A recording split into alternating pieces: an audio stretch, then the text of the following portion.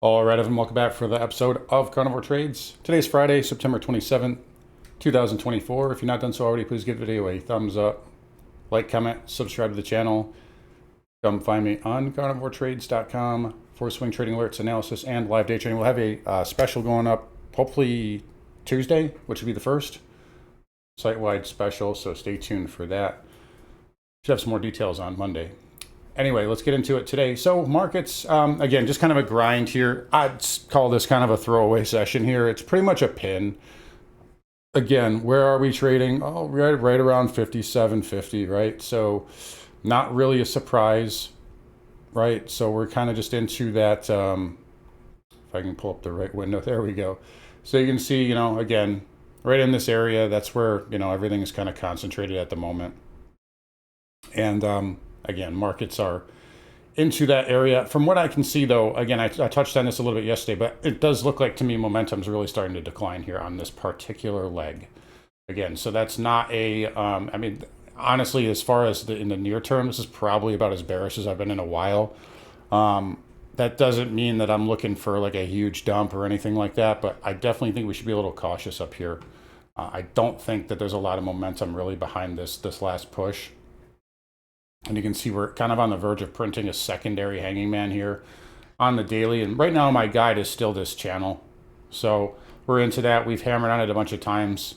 And I think eventually this does break. I think we will, like I've been saying for the last week or so, it will probably hold up into end of quarter. And it wouldn't surprise me if we close right at 57.50 on Monday. We do have Powell speaking Monday, so that could be some volatility there. But I think this market stays relatively pinned down until that happens. So after that, I think the gloves are off. We have a lot of jobs data, of course, JOLTS, ADP, and then, of course, jobless claims and non-farm payrolls next week. So there's definitely things that could move the market here.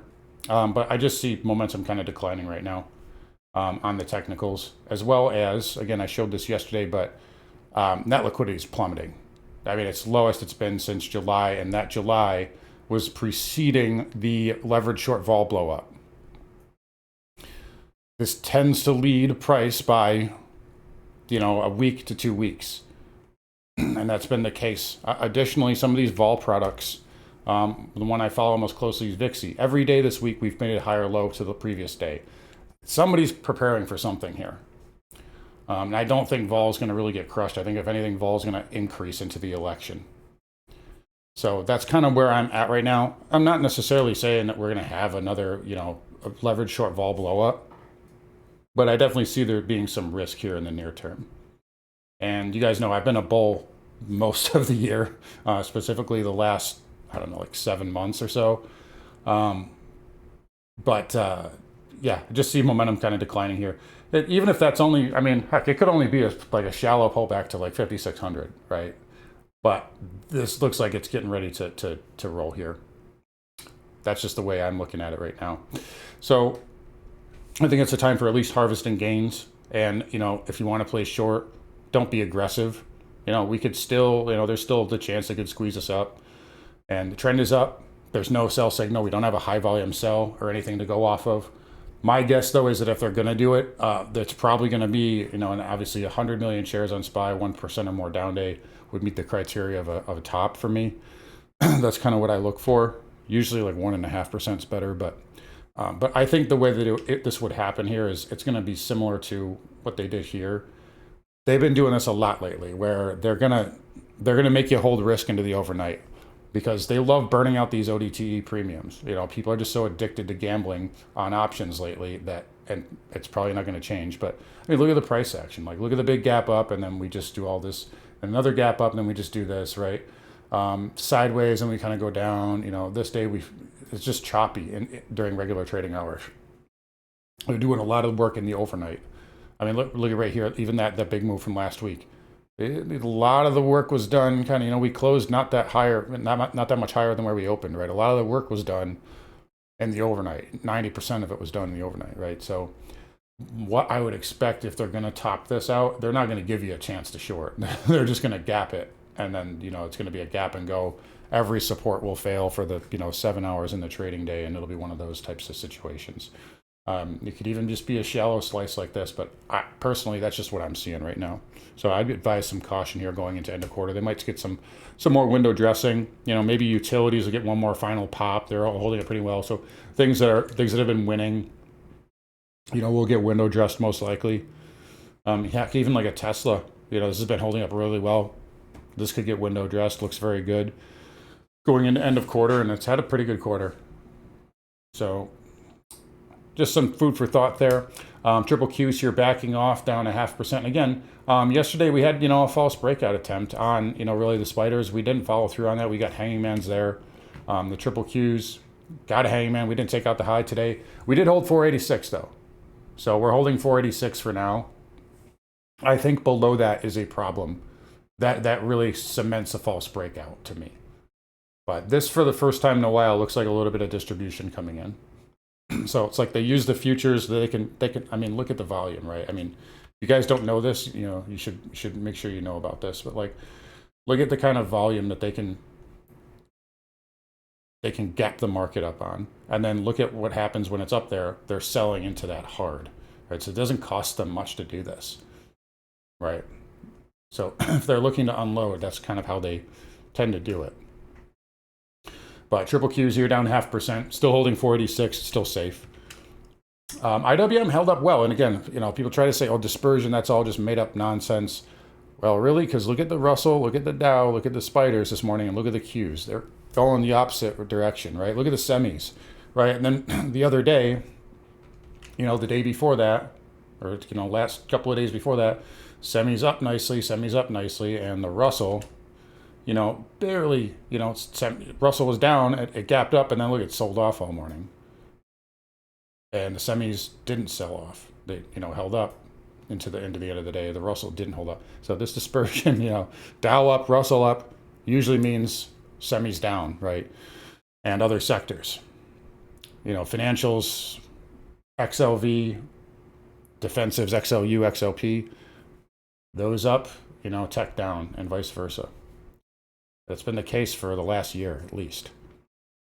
But Russell, it did firm up, firmed up a little bit today. I guess you could make a case like a false breakdown below that trend line. And, it's almost kind of a sloppy flag. But you have a possible daily lower high. That's the only issue. So just be careful there. Dow, new all-time high, but it is printing a little tail candle here. And that could be a topping tail, too. That does technically meet the criteria. The volume's going to be good, too. It's going to be better than average for sure. So careful here. Again, just advising caution. Again, SMH, hanging man, follow through. So again, we talked about 250 kind of being max. It did gap above that, and we're going to finish the week back below that. And we're going to finish the week back below this pivot too. So, again, just careful with these high flyers here. IGV still holding up. It is technically kind of flagging, but again, I just don't like that island look. And I like this sector, you guys know that. But IGV hanging in there. I think Oracle, Oracle's still holding up all right. That's been a high flyer. That might get window dressed into end of quarter too. Dow Transport's us again hammering on our favorite level, right? 16.2 to 16.3, and backing off yet again. But look how quickly, I told you guys, everybody got bearish on the transports last week, and I said, don't get too bearish yet. Like, look at this. It just marched right back this week. So again, hammering on that level. There's one above it, and this is a big ascending triangle. I think, maybe one more test of this lower trend line probably does it. And I think it can break out. It's starting to get kind of tight here, right? So transport's still holding up nicely, all things considered. All right, let me get rid of this. Let's look at rates. So the 2-year was, so rates were down today, but they weren't down a ton, and that's with PCE coming in definitely cooler than expected. They were down a little bit earlier, and then they came back, and then they finished down. The long end still looks better. The long end kind of coming off the lows a little bit. We actually had a nice day trade off on ZB and on gold this morning.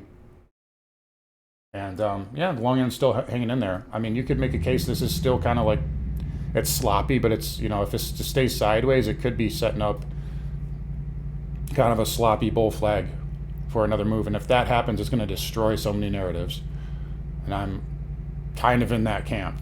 So we'll see if that plays out. But, you know, short end's still weak. The Fed has control of that. Again, China doing stimulus, arguably into growth, or well, at least the Fed cutting into growth potentially. We know copper's doing what copper's doing right now. So there's definitely some risks on the long end, I think. But either way, XHB here looks like it made a brief new all-time high today and then came back in. A little bit of a tail candle on volume as well. Home builders still very strong. But, you know, if the market goes down, they'll go down too. VNQ finally getting some follow-through on the 618. So right into that that level, and it is finally backing off on the weekly. Little stretched here, right? Look at the 20 moving average. We're stretched from that. So VNQ, definitely overbought, definitely needs to come back in. Maybe 94, 93.75. First stop. XLF, nice pop today, but it was down off the highs. Trend is still up. It's above the 20 moving average. So bank's still hanging in there okay. KRE up a penny. A little bit weaker. KBE, same kind of deal. It is down 3 cents on the day. Then we've got broker dealers here. Oops. Broker dealers here up 1/3% here. Again, still flagging. Trend is up. It's near all-time highs. Oil, good bounce here, up 87 cents. A lot of stuff going on in the Middle East right now. It's not showing me anything that's the market's concerned about. We'd be up a lot more if it was. I know there's a lot of talk going on over the weekend, but this would be up a lot more if the market knew something was coming. But it is a possible higher low. We've talked about this. We have room for higher lows, and that could be happening here. XLE up 2%. A little bit of a morning star there, possibly. Room for higher lows on all of these. I'm going to watch how these patterns develop over the next month. CCJ, just another green day, right? That's 7 in a row now. We'll see where it closes. It's only up a penny, but this is still holding up really well. I think it's a little stretched right now. NJ and NM, same thing. Into resistance, they're stretched out. Nat gas up almost 6%. Look at this move. Amazing outside move. I think this could probably get up to 3 and then, you know, maybe 305. I already got the fibs all drawn out here. So then you can look at 313, 315. If I can do that right. But look at this. It's like a 4-hour failed breakdown on the flag and then right outside of that. Unbelievable. So this is the time of the year for nat gas. That's why I said we were likely going to have a double bottom here. And that was time to rally. So nat gas holding up well. Dollar index still can't get anything going, but it's not going down, right? Each time, like, look at all this selling, right? Look at all this selling and very little reward, right? We're still right where we were a month ago. Again, I just feel like the dollar is just waiting for a catalyst here. Like, we get a strong jobs report next week. I think it's poised. So I don't know. The dollar looks like it's just coiled for a huge squeeze. We're just not quite getting it. There's the weekly. It's still grinding around down here. Gold, maybe, let's see. Maybe it topped out. I don't know. We'll see. Engulfing candle, technically, engulfed the body. Only down 1%. But we had a dip buy in the gold. We got the exact low in gold today by about $1. I think our entry was 26.67. Yeah. And we had a nice day trade on this, but this should have followed through. The setup that I had should have followed through like all the way back to the breakdown, and it didn't. So this is the first time I've seen gold weak off of a really good buy setup, an intraday buy setup in a while. It's not a high volume reversal, right? If you had like way more volume and we were down below like 26.50, I'd say, yeah, gold's topped out for now. But it hasn't done that. So it's still technically safe, but I am noting that intraday weakness. It actually made a lower low after that buy setup. That buy setup is one that in a bull market, it should really rip. And it started to, and then it couldn't continue. So a little bit of a, kind of red flag there on the near term. No damage to the long-term health of gold. GDX outside move down though. XJ, same thing. So the miner is definitely coming back in. Silver a little bit weaker, but no chart damage. So just inside of that green, that's fine. Platinum here, flat to lower, again, backing off of our little trend line there. Palladium also lower as well. Looking for a dip to buy in that. And then copper here, again, backing off of the level we talked about yesterday. But it's had a nice move off the lows. Really nice move. And again, they keep telling me that we're going to have deflation. We're going to a recession. But where's copper on that one? I don't know. Kind of why I'm a little skeptical about that long end of the yield curve there. Bitcoin, I don't know how anybody ever thought this was bearish. I don't, for the life of me. Yeah, so there's lower highs, but I mean, there was lower highs here too, right? I mean, this is a clear, right? Does anybody not understand this pattern? I just want, like, this is, right. We all know what I'm looking at, right?